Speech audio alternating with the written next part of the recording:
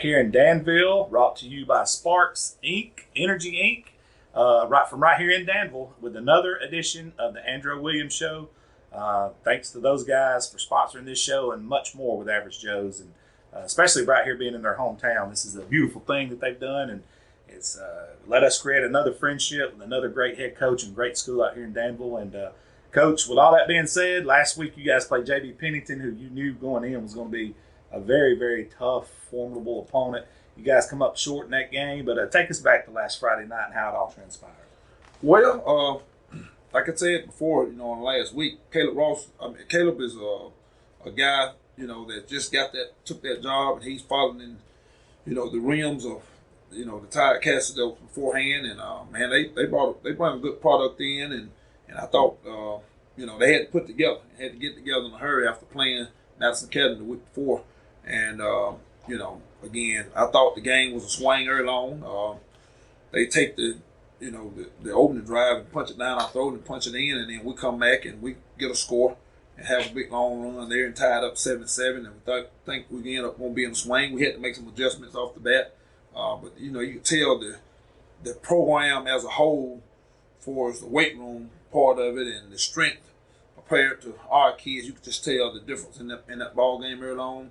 And the mileage that they had put in, and it's a timing thing, I guess, and our kids, we just couldn't stay in there long enough to manage the things. I thought offensively, we never got going.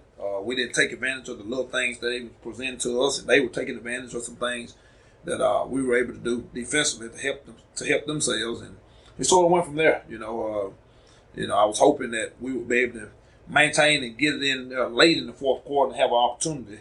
And that's what we were banking on. But, I think right there at the end of that third, their weight room and their superiority of, consistency within their program, it played a role. And then you can tell the difference. Coach, when you play a game like that and you come back and you break down film, and does your guys hear that message you're telling them? Exactly. These guys are doing this and whatever. Right. This is where we aspire to be. Right. This is where we're going to be. Right, exactly. Is that easier conversation with you the next time y'all hit the weight room? Yes. I mean, that's something. That was the first thing we talked about. Really right after the game. Our kids who even said it, themselves, like, this team's one of the stronger teams we played, and they could tell it. But again, that's a process. I talked to them about the fact that, hey, you're trying to get to that point where, you get on a game and that weight room don't be a factor. And I mean, they talked about, those guys being strong up front and their backs being strong running, and them having to, trying to wrap those guys up and tackle them consistently for 4 quarters. And they came in with a plan. They knew that, we were wet behind the ears in some areas, and they were going to try to pound on us and make us like it. And our kids, as the game went on, it played a dividends in what's going on. We're having a great off season for us, the weight room and in season. We ain't really checked up even during the season. I like it. And that's the first time I actually done it this way. We actually maxing in season, and we're trying to work to get stronger in the season. But right now it's a timetable, and that's where we at. Again, for the first 3 quarters of the game, 3.5 quarters, I thought that we did some things that were pretty good, but we didn't manage things offensively to help us defensively, and that's what we got to do. But again, I didn't like the fact the way we finished this. The fourth quarter, they punched a couple in late on us, late, and our guys sort of opened up to what was going on, and just didn't keep battling down the stretch, and that's something we don't want to get back in the past of things or what was going on beforehand, and we got to make some adjustments on that part, but our kids understand that, I think, and we'll continue to roll forward from there. Now, you guys have a front-heavy schedule. You have Madison Academy right after J.B. Pennington. Oh, yeah. And you want to talk about a 1-2 punch. That may be as tough as it gets in this area of the state, right, in your classification and region. But before we get into that, you got such a young team, as you just mentioned, right, a.k.a. wet behind the ears. You got to be our age to understand what that means. But with that being said, to get these tough games in early has got to help you down that stretch because the schedule gets a little bit easier once y'all get your off week and recover and everything. Right. That's got to help you where your ultimate goal, which is going to head into the playoffs. Right. Well, we talked about that with our kids. You know, we want to sort of weather the storm here early on. We know what we're up against this week. It's not a thing that we hadn't talked about. I try to be as transparent with our kids as possible and let them know what we're up against. But at the same time, you know, as a player and a coach, I ain't never went into a game and we didn't expect to go in there and compete. That's right. And that's the biggest thing. We talked about Monday through Thursday this week as well as Friday. We're trying to work to get better get our football team better going forward. There's a lot of football left to play the second half of the season where we can get in there and mix it up and do some things that can be successful for our program here going forward. And that's what we're doing. And then, like I said, our kids, they understand that. We've talked to them about it. I think they're on board with that and understanding that, being so young, you know, again, having 4 or 5 juniors and seniors on this team, and then those freshmen and sophomores, they understand where we're at.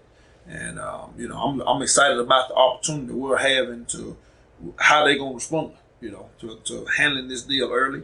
And, again, we're right now at the board where we probably need to be just now starting the season, actually, with this group we got. But, you know, again, we can't control the things that's behind us. We control things that's in front of us, and we'll kind of work from there, you know. Now, Coach, you've been around winning football programs and teams as a player and a coach your entire life. Mm-hmm. They all have similarity. And when you turn on that film with Madison Academy this week, I know you see some of those similarities. Wow. So talk about their film that you've seen so far.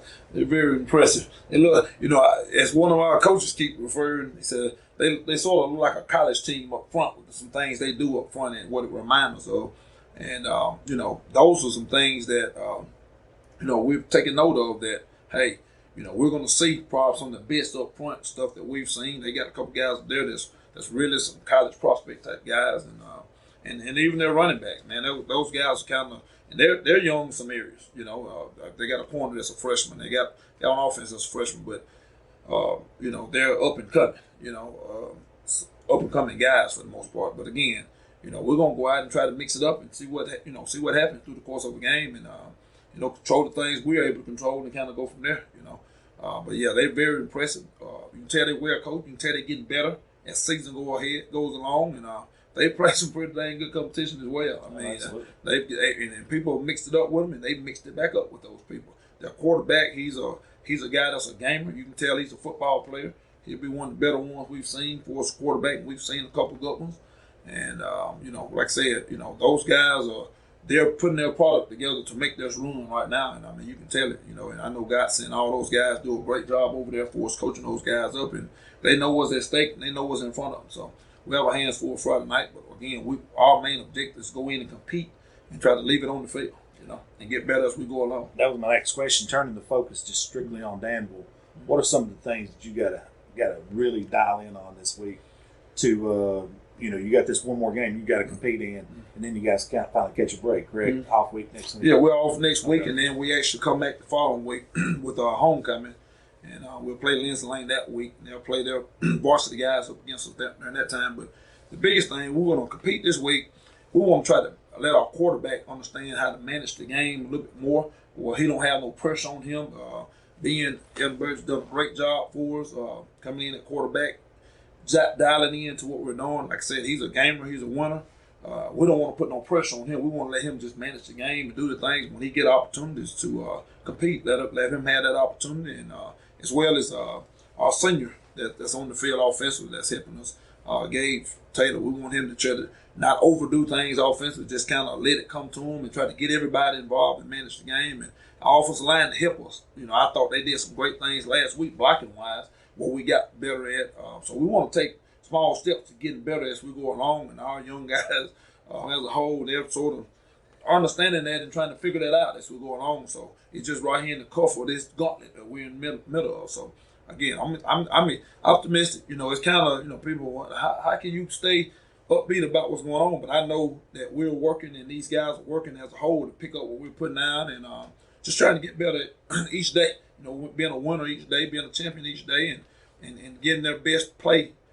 I mean, giving their best effort on every play throughout the course of this you know, week in and week out in practice and then in games. You know, so we're excited about it. Coach, best way to describe it.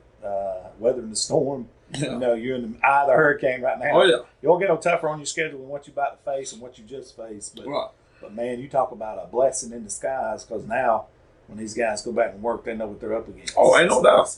There's no doubt. I mean, like I said, that's what we're looking forward to. The run that's in front of us. But again, we want to take control of what we can take control of right now. And our guys, like I said, they understand that. They understand we're going to go in and grind. And at the end of the day, we got to compete. I don't care who it is or what it is, what's in front of us. We got to try to compete and try to mix it up. That's what's going on. Love it. Coach, that's it for this week.